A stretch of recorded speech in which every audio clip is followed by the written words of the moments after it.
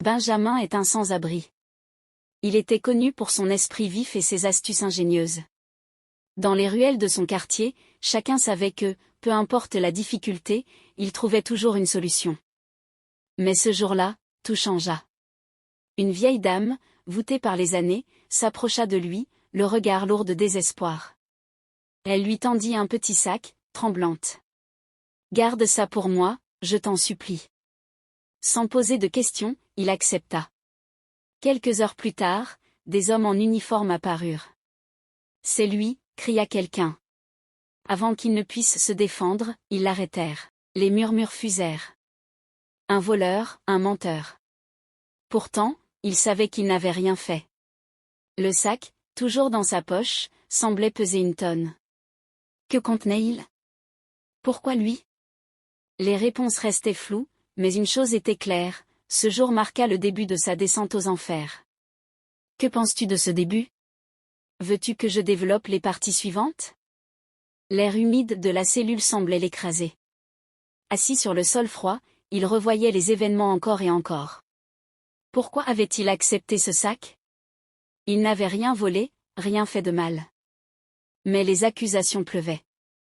Le sac? C'était la clé. Il le savait. Pourtant, lorsqu'on l'avait fouillé, son contenu avait suffi à sceller son sort. Des preuves irréfutables, avaient dit les enquêteurs. Mais qu'y avait-il dedans? On ne lui avait même pas montré.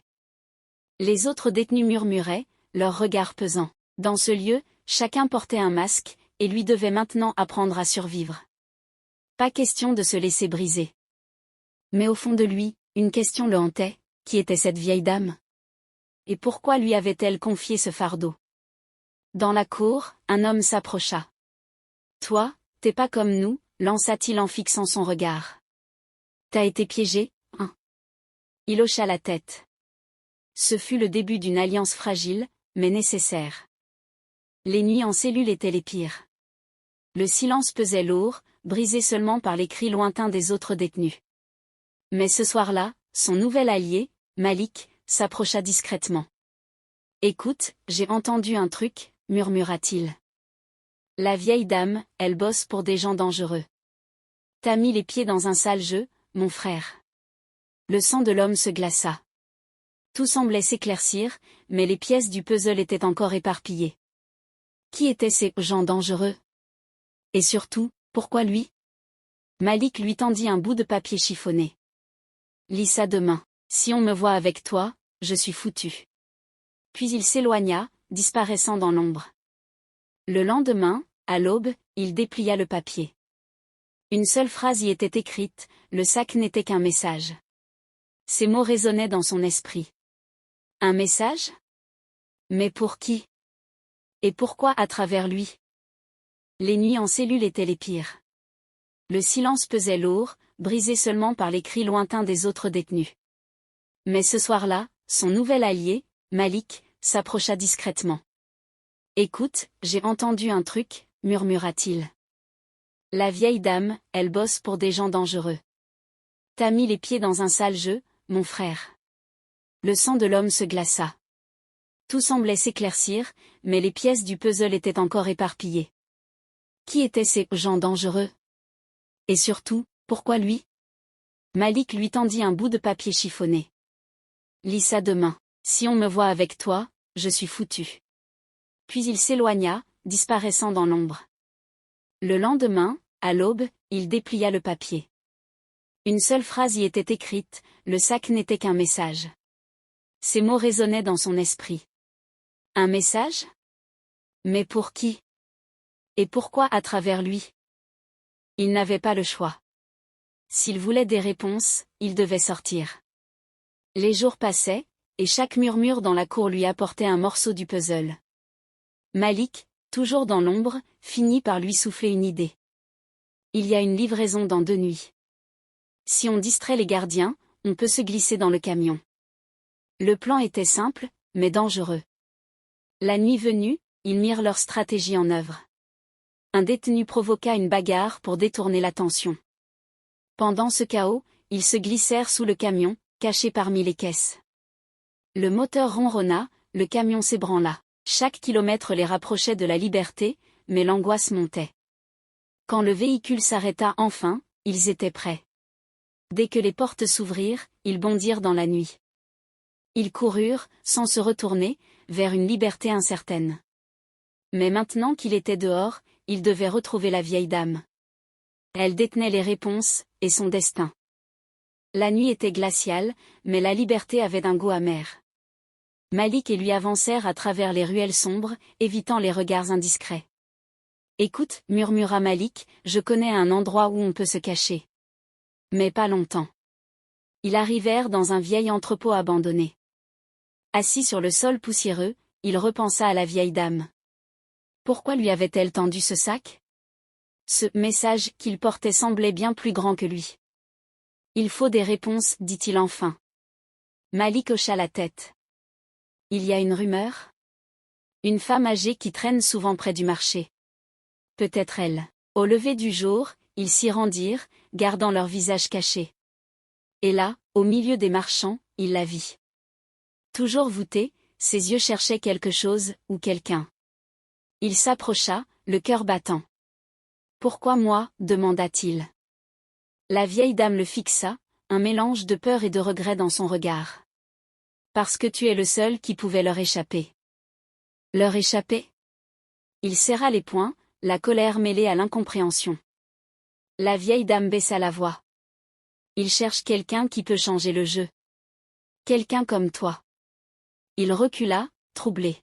« Changer quoi? De quoi parlez-vous ?» Elle sortit un papier froissé de sa poche. Dessus, un symbole qu'il ne reconnaissait pas, mais qui semblait familier. « Tu as été choisi, malgré toi, » murmura-t-elle. Le sac que je t'ai donné contenait un indice qu'ils cherchaient depuis des années. Maintenant, ils te pourchasseront jusqu'à ce qu'il l'ait. Malik, resté en retrait, s'avança. « Et vous, dans tout ça? Vous les aidez ou vous fuyez aussi ?» La vieille dame esquissa un sourire triste. « Je suis déjà condamnée. »« Mais toi, » dit-elle en fixant le jeune homme, « tu peux leur faire face. » Avant qu'il ne puisse répondre, une voiture noire surgit au coin de la rue. « Trouvez-les » cria une voix. « Courez » hurla Malik. Leur fuite venait de commencer. Les ruelles défilaient dans un chaos d'ombre et de pas précipités. Les hommes en noir, armés et déterminés, se rapprochaient. Malik tirait son compagnon par le bras. « Par ici, vite !» Ils plongèrent dans un passage étroit, escaladèrent une clôture et atterrirent dans une cour abandonnée. Le souffle court, il fixa la vieille dame. « C'est fini si on reste ensemble. » Elle hocha la tête. « Je vais les ralentir. Vous, trouvez celui qu'on appelle Julien. Il sait où tout a commencé. » Avant qu'il ne puisse protester, elle s'éloigna, son ombre se fondant dans la pénombre. Malik se tourna vers lui. « Julien, tu sais qui c'est ?» Il secoua la tête. « Non, mais si elle a sacrifié sa liberté pour qu'on le trouve, c'est qu'il détient la clé. » Un coup de feu retentit au loin. Le silence qui suivit leur glaça le sang. Pas de temps pour les regrets. Désormais, leur seul objectif était de retrouver Julien avant leur poursuivant. Ils couraient sans relâche, évitant les avenues trop exposées.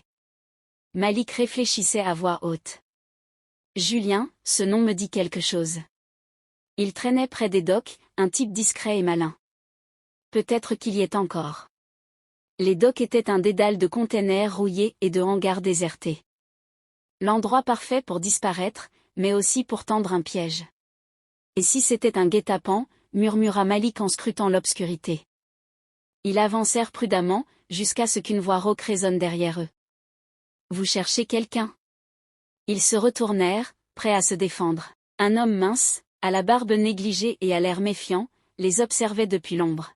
« Vous êtes envoyé par elle, pas vrai ?» demanda-t-il, un sourire amer. « Tu es Julien ?» demanda-t-il, le cœur battant. L'homme hocha la tête, mais avant qu'il ne puisse parler davantage, des phares illuminèrent la scène. « On les a retrouvés » hurla une voix. Julien leur lança un trousseau de clés. « Le hangar 14, vite !» Les phares éclairaient tout, des ombres bondissaient dans leur direction. Julien hurla, « Courez !» Sans hésiter, ils s'élancèrent à travers les docks, guidés par la clé serrée dans la main de Malik. Les numéros des hangars défilaient, 10, 11, 12. Le 14 apparut enfin. Ils déverrouillèrent la porte rouillée et s'engouffrèrent à l'intérieur, refermant derrière eux juste avant d'entendre des pas lourds approcher. Le hangar était plongé dans l'obscurité, seulement éclairé par quelques raies de lumière filtrant à travers les fissures. À l'intérieur, une table poussiéreuse et un vieux coffre métallique attirèrent leur attention. « Qu'est-ce qu'on cherche ici » murmura Malik. Julien apparut soudain, essoufflé mais vivant. « Ce que vous cherchez, est dans ce coffre. » Il s'approcha, tourna la clé, et le coffre s'ouvrit avec un grincement. Les phares éclairaient tout, des ombres bondissaient dans leur direction. Julien hurla, « Courez !» Sans hésiter, ils s'élancèrent à travers les docks, guidés par la clé serrée dans la main de Malik. À l'intérieur, un dossier marqué d'un étrange symbole, le même que celui montré par la vieille dame. Il le prit d'une main tremblante et l'ouvrit. À l'intérieur, des photos floues, des noms, des coordonnées. Tout semblait tourner autour d'une organisation secrète appelée l'Ombre Blanche. Julien fixa les deux hommes. L'Ombre Blanche contrôle tout, la police, la justice, même les médias. Ce sac que la vieille dame t'a donné, c'était pour transmettre un message de rébellion. Mais maintenant, ils savent que tu l'as eu. Tu es leur cible principale. Avant qu'ils ne puissent répondre, une explosion secoua le hangar. La porte vola en éclats, et des hommes armés entrèrent. « Donnez-nous le dossier, et peut-être qu'on sera clément, » lança l'un d'eux. « Jamais. » Le mot résonna dans l'air, porté par la détermination de Julien. Il se jeta sur les hommes armés, une rage désespérée dans les yeux. Ils s'élancèrent à travers l'issue de secours, le dossier serré contre eux. Les cris s'effacèrent peu à peu derrière eux, jusqu'au silence total. Mais ce silence n'apportait aucun réconfort. Ils atteignirent enfin un vieux quartier déserté. Assis dans l'obscurité, ils ouvrirent le dossier. Les noms, les preuves, tout était là. Suffisant pour exposer l'ombre blanche et détruire leur réseau. Julien n'a pas sacrifié sa vie pour rien, murmura-t-il. Il faut rendre ça public. Avec l'aide de contacts de Malik, ils transmirent les documents à un journaliste intègre. Quelques jours plus tard, l'affaire éclata au grand jour.